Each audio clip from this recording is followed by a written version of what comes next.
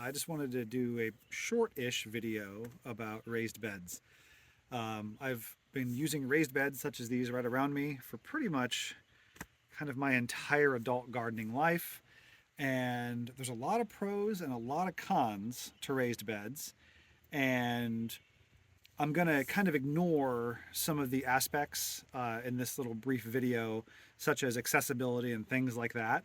If you have mobility issues, then raised beds are really convenient, and some of the downsides will be irrelevant. However, I've grown a lot of food in raised beds, and it's it's it's been interesting. So the beds you see here near me, these are pretty generous. They're typically 16 to 18 inches deep, and they are 4 feet wide. So for raised beds, these are pretty large. I've gravitated towards large raised beds throughout my experience for multiple reasons. One, it's pretty easy for you to access something, even if it's 4 feet deep. I can crouch here and I can reach almost all the way. I can reach 2/3 of the distance across this bed from just one side. Being that it's over a foot deep, usually 16 inches. I prefer more, but 16 inches is kind of the sweet spot for the lumber that I'm using, which we're milling on the sawmill. And I find that this volume of dirt and soil in this bed is large enough to give the plants enough room to kind of, one, be planted very dense and very crowded. You can kind of see what's going on here. We're still really early in the season, and so you can still see the wood chips, but in a month's time, this is going to be a complete canopy. You won't even be able to see what's going on in here. Some of these peppers and these basil plants are going to be completely shaded out, and it's just going to be a cacophony of chaos. And having this much volume of bed gives room for all these plants to kind of find their own niches. And some roots want to go deep, some roots want to go shallow. A bed this big with this much volume, I found, performs, in my experience, substantially better than a much smaller raised bed that was much more narrow and much lower to the ground. Now, context is everything, and I would say that the way that I do things is not the way that most other people do it. What I mean by that is, obviously, if you have incredibly high fertility compost that you use, or you purchase compost, or you have animals and you have manure and you make this really, nitrogen rich, nutrient rich compost, you have a lot more freedom than I do. I don't use any of those products and never have. And so I'm reliant upon the natural decomposition of the wood chips or the mulch I use in the bed. A lot of, I'll chop and drop and I'll prune and I'll try to leave as much of the material in the bed as I can. And the tiny bit of compost that I do produce from composting weeds and stalks and kitchen waste will also go into these beds. But it's primarily reliant on what is produced here, since I'm not adding a large amount of fertility at any given time. So being that here we don't have huge amounts of fertility to be adding to the raised bed, I find that the bigger the volume, the better it is. And so 4 foot is kind of my minimum raised bed width. I could see going to 5 feet, but 4 feet seems to be kind of the sweet spot for workability. Like I said, I can sit here, I can reach almost the whole bed. If it was a foot wider, that'd still be okay. One improvement I want to do to these beds, though, is I want to add a 2x4 or a 2x6 right here. So you have something flat to kind of sit on. You can set your tools on it, you can set your tea on it. It's much more comfortable. Alas, it's one of a million projects I haven't had time to do. When you have a raised bed that's this large with this much volume, my preferred method of doing it, which is mostly driven by incredibly low cost and high practicality, is I prefer 2x material. This is 1.5 inches. It's what I happen to have. I prefer this to be 2x12 or 2x16 material. And where I mate the two different planks together, I'll put a 2x4 and I'll run a threaded rod through the bed. And so if you look right here, for example, here's a piece of threaded rod on a washer. This threaded rod goes all the way through the bed, and I use this threaded rod to keep the beds relatively uniform to each other. I use it to keep the correct width, and the threaded rod prevents the dirt from slowly pushing it out, either bulging the bed in the middle or causing it to lean too much. It's not perfect. There's a lot better ways to do things, but this is incredibly easy and incredibly cheap to do. So it seems to be, it's what I do. So there is a lot of pros. It's large, it holds moisture. If we don't get much rain, a raised bed that is 12 to 16 inches deep and 4 feet wide, you can get almost 2 weeks of moisture in the bed from your last big rain event or your last heavy watering. Obviously, if it's peak photosynthesis time and the plants are in their peak growth phase, you might want to water more often than that. Raised beds do dry out faster than growing in the ground. It's just the nature of it. And so the access to water is much more limited in a raised bed than it would be on the ground, simply because the plant roots can't escape the container that they are in. The bottom is open to the earth. Some plants with a deep taproot will go and explore down below the bottom of these beds, but most don't. Most stay in the top 4 to 8 inches or so, and it can get pretty dry if it's not watered somewhat regularly. That is probably one of the biggest cons that I have to a heavy use of raised beds. Once a week I come out here and I'm going to have to water if we haven't been having regular rains. All throughout the spring this year, it was super moist. We had tons of rain. It was great. Last 3 weeks been very, very dry. So just today, these got watered. If these didn't get watered today, I'd be able to pull away these wood chips and I'd be able to show you just how dry this bed has been after not having been watered for 7 to 8 days. So biggest con, in my opinion, by far, even more than the effort and material to build the bed, is the fact that, in my experience, they dry out considerably faster, even with 4 inches of mulch, 3 inches of mulch on top. With this much plant material, it's perspiring a lot of water, and you've got to put it back in. So if you're going to do large raised beds to take advantage of the benefits, you need to make sure you have an adequate water supply. And for a bed this big, this might sound kind of crazy, but what I would consider to be a deep watering would be nearly a gallon per square foot on this bed. And so if this raised bed is 30 feet long, which it is, and 4 feet wide, that's 4 times 30. That's 120 gallons of water to water this raised bed. And that's a lot of water. That's a lot of water. You're going to be holding the hose for quite some time. And that's what it takes to fully saturate this, to then be able to coast another 7 to 14 days. So many people that struggle with raised beds, that's something, they'll water it and the surface will look damp. It's not. The core of the bed could be relatively low moisture and the plants are suffering and you don't know why. So you got to water a raised bed.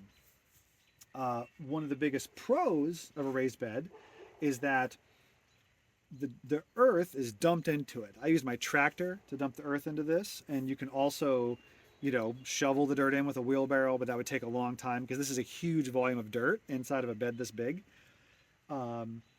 Because the dirt has been mixed up and stirred up, the different striations of earth that you dug to put into the bed got mixed up.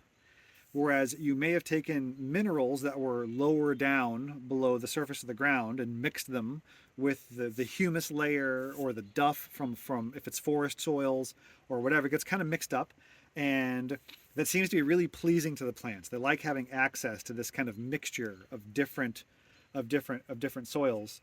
And these beds are primarily constructed of just simply a pile of dirt that was scraped off the ground. And so we never had a large amount of compost or topsoil or kind of, finished soil, some people call it, to add to these beds. This is just a bunch of dirt from a hole, dumped in these beds with a little bit of wood chips put on top, almost no compost, and look at how things are growing. It's still early in the season. We planted this bed late. Like I said, this is going to be a huge pile of leaves and vegetables in the next 30 to 60 days, and that's with almost no added fertility at all, besides what the worms are doing and what's happening as this mulch layer and wood chips break down. So the access these plant roots have to that kind of broken up and decompressed soil seems to be yet again one of the other large benefits. If you're working in the ground, especially here where the soils are very heavy, they're thin, and there's clay right below the surface, you've got to break all that up. And so it'll take you years of broad forking to do as good of a job as you would do by shoveling in the dirt into a raised bed. And I believe that's one of the reasons why plants really benefit. Now, obviously, I believe the soil in the raised bed will become compacted over time. But if you consistently add mulch or organic material to the top, the worms and the insects, I believe, keep that soil fluffy. And it takes years out in a garden bed to get the soil underneath the mulch to be as fluffy and soft as the soil is in these raised beds. And it seems to stay this way. One of the keys, though, is keeping it covered, keeping that mulch layer really, really thick. So another thing about raised beds that I really like, that's harder to do out in the rows, is that you have this wooden structure, if you made it out of wood, and you can attach stuff to it. And so without a care, you can add 2x4s, you can add some EMT conduit arches, you can do cattle panel arches, you can just do anything you want, because you can attach and affix things to the bed, which can be really cool. You can do cool things. You can do interesting trellises that are hard to do out in a row, and it's just really convenient because you can really kind of customize what's happening.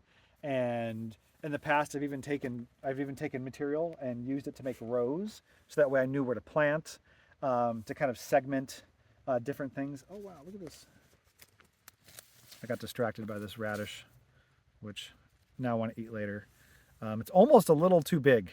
Probably a few days ago would have been ideal, but yeah, it's a nice little radish. And it's just really nice to be able to attach things to these raised beds. And wood is my preferred material. You can use cement blocks such as those behind me there. CMU's, concrete masonry unit, is what they're called. And you can use those. The downside, those they're really wide, and so you can plant things in the core. If you use these as a raised bed, which I see a lot of homesteaders do, I don't dislike it, but here's some downsides. It's really thick, and so if you plant in the cores, which I see a lot of people do, that's cool, but the cores dry out so fast. These cores can dry out in a couple days. And what you were growing in the core can die. So you have to be really careful about that. Two, if you're planting in the cores, now you've got nowhere to sit, and it makes it a lot harder to work deeper in the bed. So it incentivizes you to make a bed that's more narrow. Maybe instead of 4 feet, it's only 3 feet, or it's only 2 feet wide. And so you just have to be careful. And these are actually not that cheap anymore. These used to cost 80 cents. The first few times I used them, 60 to 80 cents per block. Now they're $3 each.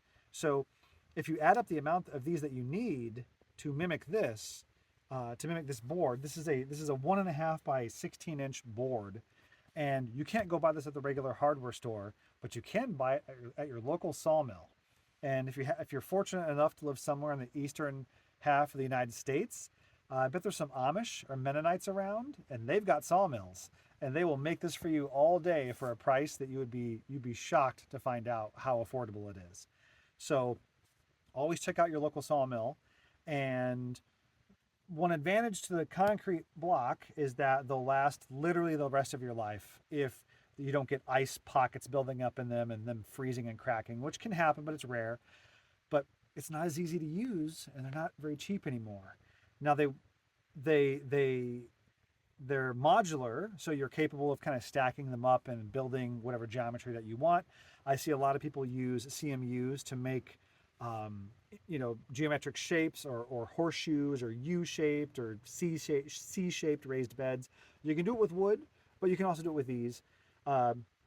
These are so heavy that as long as you don't go more than 2 courses high, so another one on top of this one, you don't really have to worry about stability. They're usually strong enough just with the friction that they don't move too much. Now you can disturb them, and you can move them around, and then they might not sit right. But they are just, I don't know. They dry out faster. You probably want to make a smaller bed. They cost more. They're more expensive now, and the upside is they'll last forever. Whereas this wood is going to last 7 years, between 5 and 7 years, which isn't very long. But I have a solution for that. They'll last only 5 to 7 years, but in 5 years' time, when this starts to degrade so much that I need to start considering about replacing it, I'm going to sister another board to the outside of it. And so the raised bed's actually going to get a little bit thicker, and it's going to become 4'4" instead of 4 foot to the outside that it is now.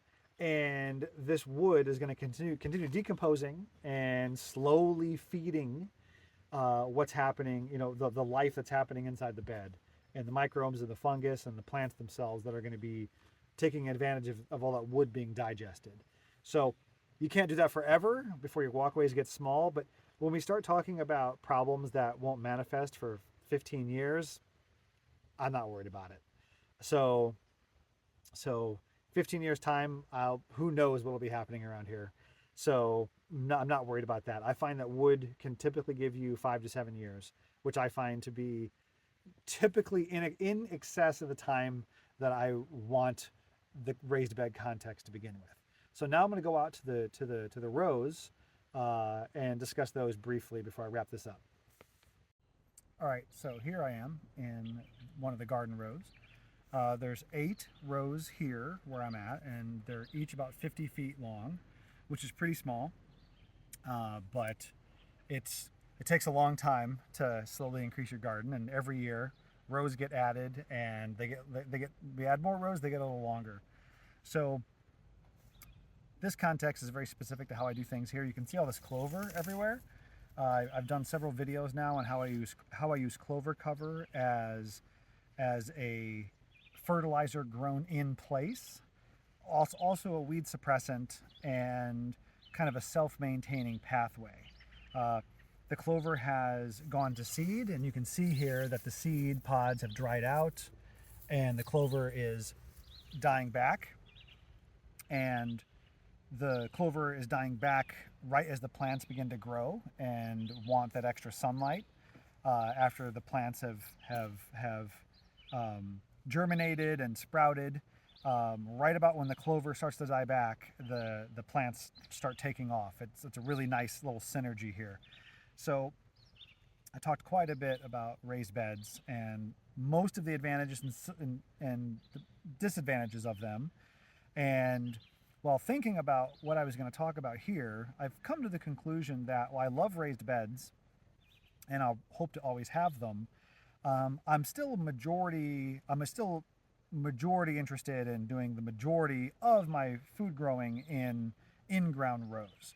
Now, they can be slightly mounded. These are actually slightly mounded. You can see here how the walkway is a little lower than the bed itself. And that's because of the addition of mulch, directly onto the bed, and the little small bit of compost we've added to the bed itself.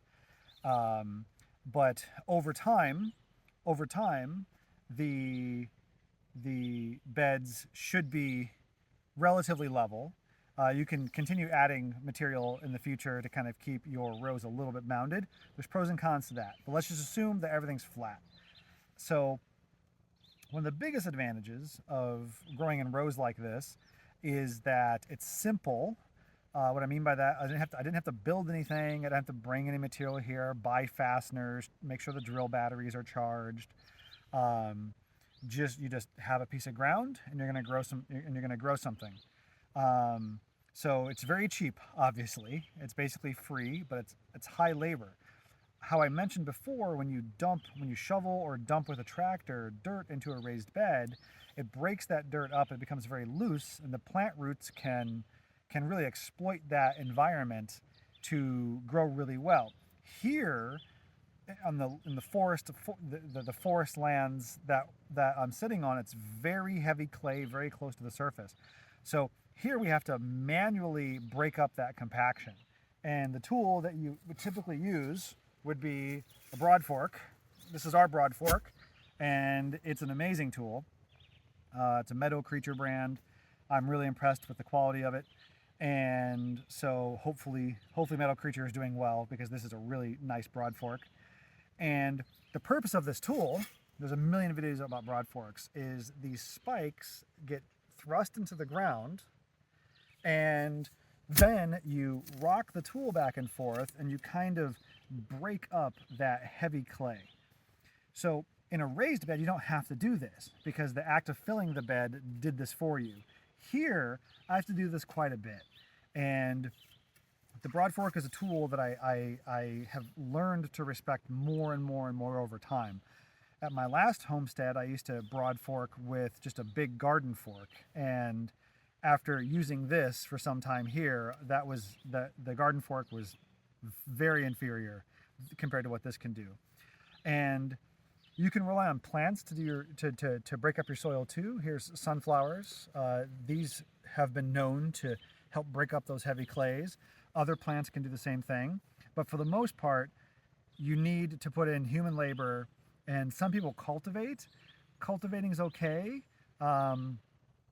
And if you're just starting out, I'm generally speaking kind of against heavy cultivation all the time. However, I think that no-till as a dogma is a little oversimplified.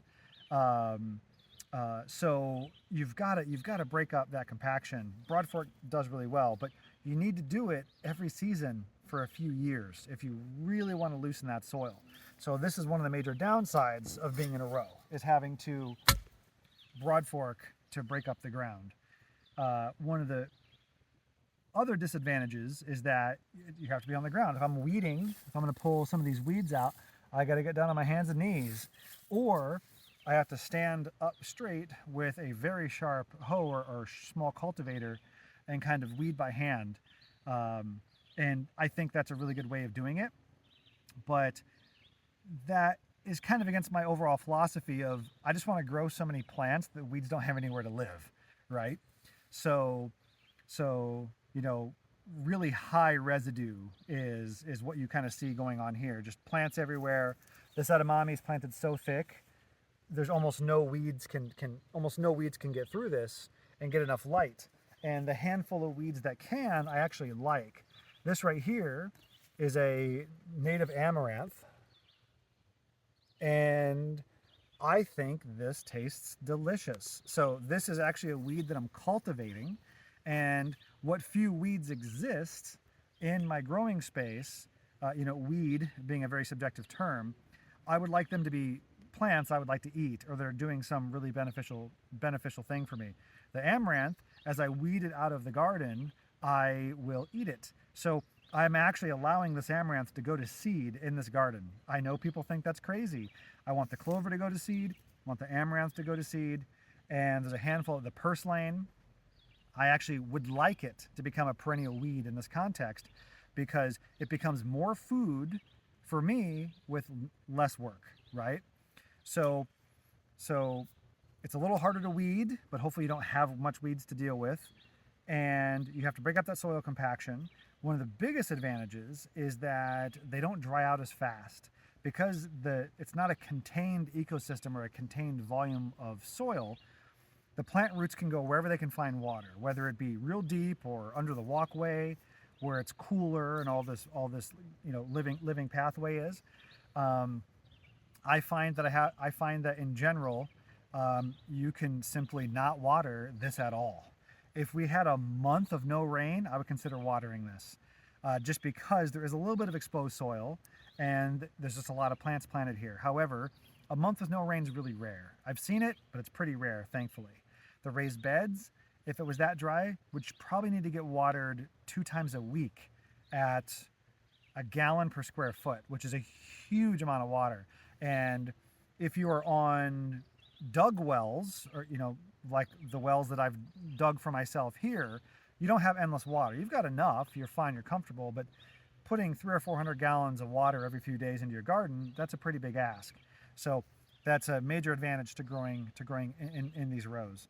Another thing I like is the ability to use tools. What I mean by that is if you were going to do a very shallow till to kind of break up the weeds and make the surface of the soil really, really soft for running a seeder, you can do that in a row like this. In a raised bed, every single thing you do is by hand. So there's zero mechanization that you can do in a raised bed. But here, I can use a really shallow till. I can use a seeder that I can push up and down the rows. So raised beds are higher productivity in my opinion, and they're easier to care for, but they don't scale. If I was trying to grow all the food that I wanted to live on in just raised beds, I'd need a hell of a lot of raised beds, and they're productive, but every single action I have to do is a action by hand. Whereas here, I can walk up and down this row and I can run a seeder to plant 10,000 edamame seeds at a time, or I can run a tiller that I've modified to be really shallow to break up the surface of the ground. There's just a million things I can do that are really easy. It's easier to spread out compost or spread out mulch. So I believe for scale, the rows are just the way to go. And another thing about the rows that I think really differentiate them from the raised beds is that the raised beds are a bit of a controlled ecosystem. You are somewhat restricting the diversity of life that gets into the raised bed because you've created walls. And so out here in the garden, every time I'm out here at night on a warm night, there's toads and frogs all over the garden. In the raised beds, there's no toads or frogs. So if the slugs begin to breed out of control in the raised beds because there's no predators, you might have to intervene. Whereas out here, all the food's growing right on the ground, and so all the pests exist, but all the beneficials exist. And I find that pest pressure is equal, if not lesser, out here in the rows as they can be in the raised beds. Even things like aphids.